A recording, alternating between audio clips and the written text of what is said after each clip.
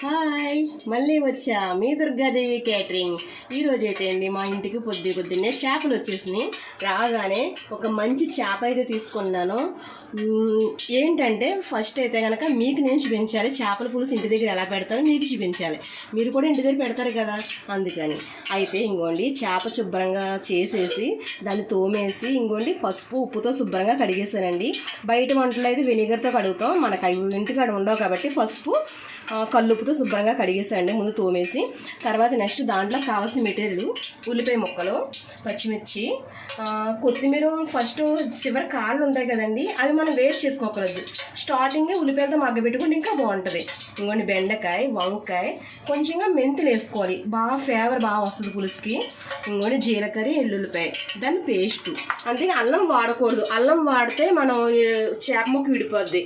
టమాటా paste, next చింతపండు గుజ్జు, ఇవన్నీ కలిపి ఉండాలి. ఫస్ట్ స్టార్టింగ్ మనం ఉల్లిపాయ వేసుకోవాలి ఆయిల్లో. ఉల్లిపాయ, పచ్చిమిర్చి, కొత్తిమీర, మెంతులు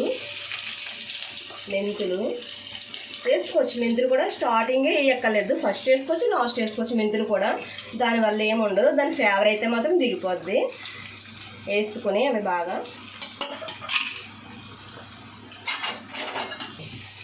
మగ్గనివ్వాలి.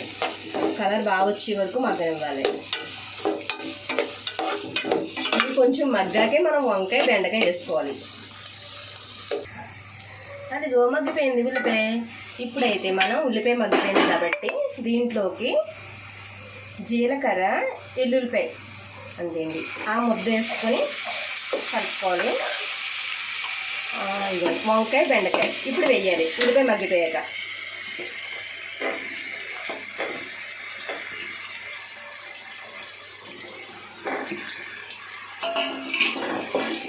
ఫేస్ అయితే చూపించట్లేదు ఫ్రెండ్స్, ఏమనుకోకండి. ఎందుకంటే పొద్దున్నే నా ఫేస్ చూసి అల్లిపోతారు. నేనే కాదు, ఎవరైనా అలాగే ఉంటారు ఇంటి దగ్గర. ఉదయమే క్యారేజీలు పెట్టడం అడావిడిగా చేస్తాం కదా ఆడవాళ్ళం, అందుకని ఫేస్ అయితే చూపించు.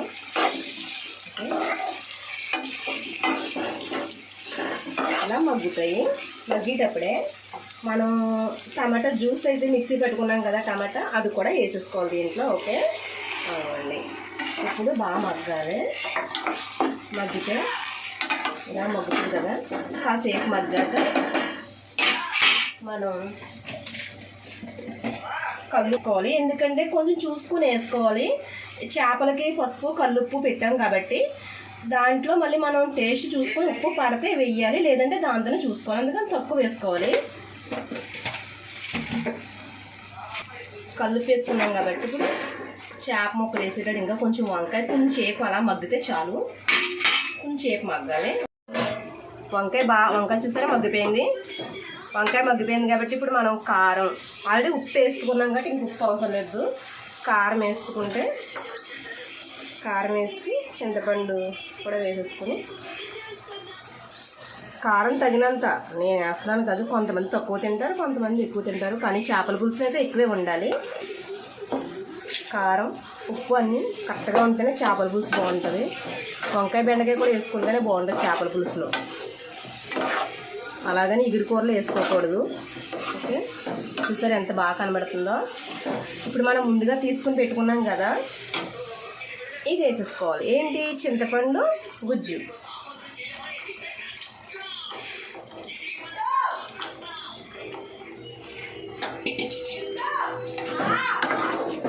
అది కూడా సరిపడగానే వేసుకోవాలి. ముందుకాలం ఎక్కువ వేసేసుకోకూడదు. మనకి ఎంత కావాలితే అంత వేసుకోవాలి.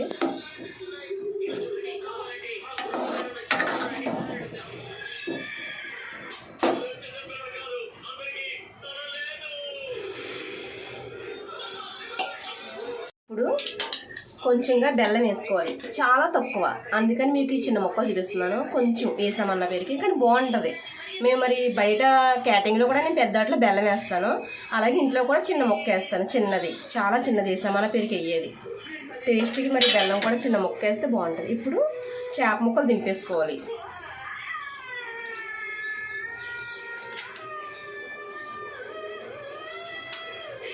గిన్నె కొంచెం ఇరుగ్గా ఉంది. చేప ముక్కలకి అయితే మాత్రం గిన్నె పెద్దగానే ఉండాలి.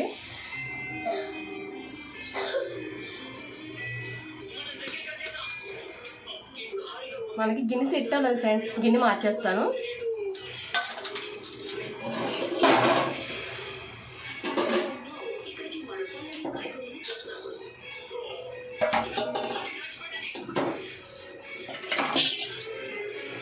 గిన్నె అస్సలా కుదరలేదు. గిన్నె కుదరకపోతే చేపల పులుసు చాలా ఇబ్బందిగా ఉంటుంది. ఎందుకంటే మనకి ముక్క ఇంపార్టెంట్. ఓకే, ఇందులో మనకేం బాగలేదు. మీకు ఇవన్నీ చెప్పాను కదా, అందుకని మార్చేస్తాను. తప్పేముంది? ఓకే, మార్చేసుకోవడమే. ఇప్పుడు చూడండి ఎంత ఖాళీగా ఉందో. ఎప్పుడు చేపల పులుసు గిన్నె పెద్దగా ఉండాలి. నేను సరిపోద్దేమో అనుకుని ఒక చేపే కదా సరిపోద్దని పెట్టాను. కాకపోతే అది ఇబ్బందిగానే ఉంది, అందువల్ల మార్చేస్తాను. ఇప్పుడు తలకాయ చాలా బాగుంటుంది ఫ్రెండ్స్. నాకైతే తలకాయ చాలా ఇష్టం. మా పెద్ద అబ్బాయికి కూడా చాలా ఇష్టం తలకాయ అంటే.